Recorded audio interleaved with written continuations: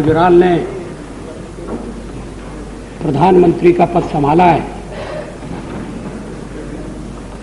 वे भ्रष्टाचार के खिलाफ लगभग प्रतिदिन भाषण कर रहे हैं।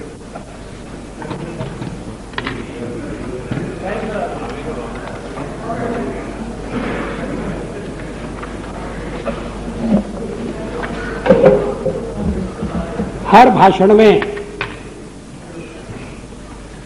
भ्रष्टाचार का उल्लेख होता है।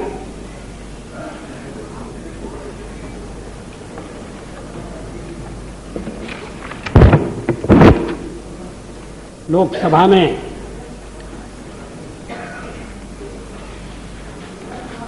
बाईस अप्रैल को वाद विवाद में भाग लेते हुए प्रधानमंत्री जी ने जो कुछ कहा, मैं उसमें से कुछ पंक्तियां उद्धृत करना चाहता हूं। एक वादा यह है कि जब तक मैं इस सरकार में सरबराह हूं, तब तक यह सरकार ट्रांसपेरेंट सरकार रहेगी। यह सरकार पूरी तरह से कोशिश करेगी कि ये अकाउंटेबल रहे। इसके बाद भी ये भ्रष्टाचार के मुद्दे पर बोलते रहे हैं।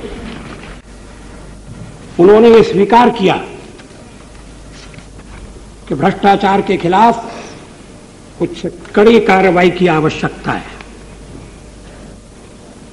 Admitting that corruption has steeped into the veins of the nation, Prime Minister Indra Kumar Gujral on Sunday said that something drastic needed to be done against those occupying ministerial position and facing corruption charges.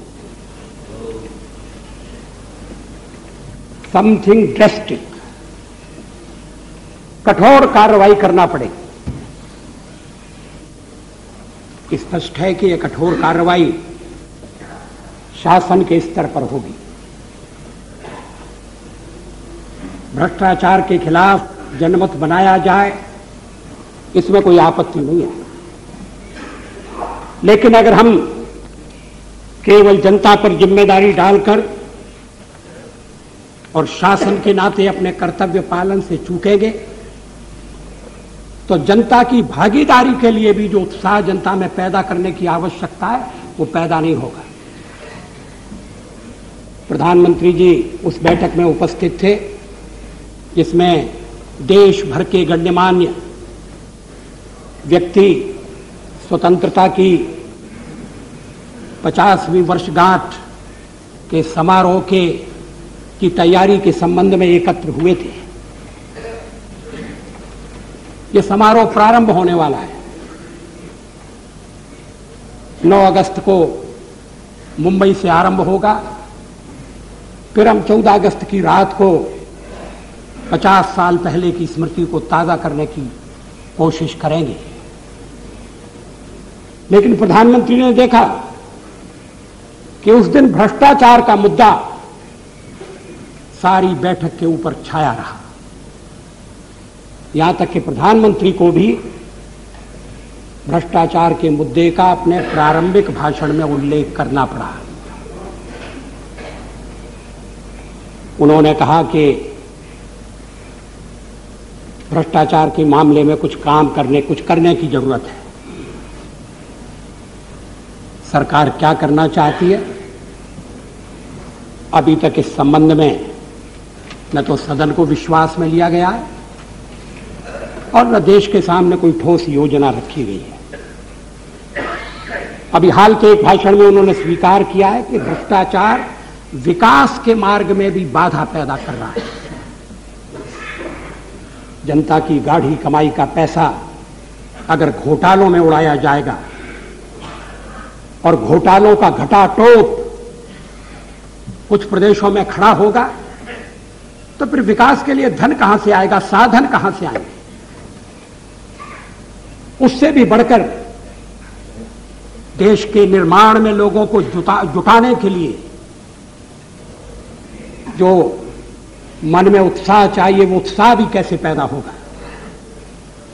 नेता अगर लूट में फंसे रहें और किसान, मजदूर, कर्मचारी से कहा जाए कि वो अपने कर्तव्य का ठीक तरह से पालन करे, मेहनत करे, तो इसका कोई असर नहीं होगा। अध्यक्ष महोदय, कैसे दुर्भाग्य की बात है कि पिछले 50 सालों में हमने भ्रष्टाचार के मामले में जो परंपराएं डाली थी, जो एक विरासत हमें उत्तराधिकार में मिली थी, आज उसको चुनौती दी जा रही है। वो विरासत ये थी कि अगर सत्ता में बैठे हुए किसी राजनेता के खिलाफ भ्रष्टाचार के आरोप लगे और उन आरोपों को प्रथम दृष्टि में साधार माना जाए, आगे जांच करना आवश्यक हो, तो फिर ऐसे व्यक्ति के लिए उसका मामला अदालत में भेजने के साथ साथ उस व्यक्ति को अपने ऊंचे पद से हट जाना चाहिए, स्वेच्छा से त्याग पत्र दे देना चाहिए।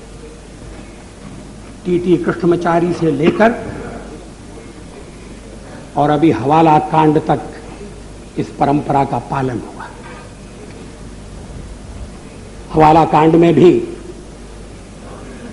जिन मित्रों के बारे में लिप्त हैं, ये आरोप लगाए गए थे, वो अपने पद से हट गए। कल कुछ और भी व्यक्ति हटे, जिनमें हमारे बिहार की विधानसभा में विरोधी दल के नेता श्री यशवंत सिन्हा थे। उन्हें त्यागपत्र देने की जरूरत नहीं, वो विरोधी दल के नेता का दायित्व तो निभा सकते थे, अपने पद पर बने रह सकते थे, लेकिन हमारे मानदंड अलग है। हमने कहा नहीं, आपको भी त्यागपत्र दे देना चाहिए। आडवाणी जी ने कहा कि जब तक हम दोष मुक्त नहीं होंगे, हम चुनाव नहीं लड़ेंगे।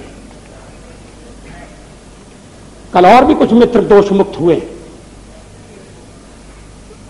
लेकिन पहली बार इस परंपरा को, इस विरासत को चुनौती दी जा रही है। बिहार के मुख्यमंत्री कह रहे हैं मैं क्यों इस्तीफा दूं। ये भी कह रहे हैं कि मुझे फांसी पर चढ़ना पसंद है, मगर इस्तीफा देना पसंद है। स्वतंत्रता के लिए लोग फांसी पर चढ़ा करते थे।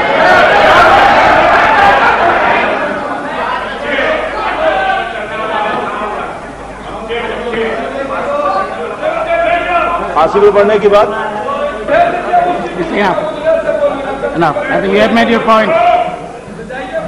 अगर आपके पास प्रमाण हो, अध्यक्ष कहीं भी प्रमाण हो, उस प्रमाण को आप रखें। अब मैं प्रमाण पेश करने लगा हूं। प्लीज। आज पटना की अदालत में श्री लालू प्रसाद यादव और उनके साथी एंटीसिपेटरी बेल के लिए गए थे। उस मामले का फैसला हो गया है। जज ने जो कुछ कहा है, उनके निर्णय का एक अंश मैं उद्धृत करना चाहता हूं। अदालत के फैसले के रूप में मैं जो कुछ उद्धृत कर रहा हूं, उसकी जिम्मेदारी ले रहा हूं। यह अदालत के फैसले का एक अंश है, इसके बारे में कोई संदेह नहीं होना चाहिए। इस फैसले से जो नई परिस्थिति पैदा हुई है, उससे केंद्र सरकार निपटेगी, वहां के राज्यपाल उस पर विचार करेंगे। अध्यक्ष महोदय, ये जस्टिस धालीवाल का निर्णय है, जो एंटीसिपेटरी बेल पिटीशन को अस्वीकृत करते हुए आज दिया गया। मैं उसको उद्धृत कर रहा था, बीच में टोका टोकी हो गई। मैं चाहता हूं रिकॉर्ड ठीक रहे। If the evidence is to be believed prima facie, then it is a clear case of systematic loot of public money over the years, depriving the poor people of their share. Why are you provoking? Therefore, it is a crime against the state. Therefore, the petitioners do not deserve the privilege of anticipatory bail. ये एक लंबी भ्रष्टाचार की कहानी का एक हिस्सा है। हमारे मित्र कह रहे थे कि आप बिहार की परिस्थिति पर बोलिए। मैं बिहार की परिस्थिति पर भी आने वाला हूं। लेकिन क्या भ्रष्टाचार बिहार की परिस्थिति से भिन्न है, अलग है? सवाल एक घोटाले का नहीं है, घोटाले के ऊपर घोटाला, घटाटोप घोटाला, और उससे सरकारी खजाना खाली, विकास के लिए धन नहीं है, प्रगति ठप है, सरकार नाम की चीज नहीं है, पंचायतों के चुनाव नहीं हुए। सरकार की सारी ताकत अपने को, अपने नेता को और मंत्रियों को बचाने में लगी है।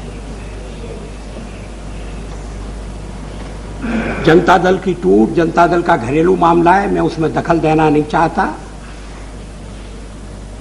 लेकिन संसदीय लोकतंत्र में दलीय पद्धति को मजबूत करना भी बहुत जरूरी है। लेकिन अगर दल में मेरी बात नहीं मानी जाएगी तो मैं दल तोड़ दूंगा, विधानमंडल को पंगु कर दूंगा, प्रतिपक्ष के सदस्यों को या तो निलंबित कर दिया जाएगा या मारपीट कर भगा दिया जाएगा, संदिग्ध चरित्र के लोग विधानमंडल के परिसर में लाए जाएंगे। इस स्थिति में क्या कोई भ्रष्टाचार के मामले में चलने वाला मुकदमा निष्पक्ष रूप से चल सकता है?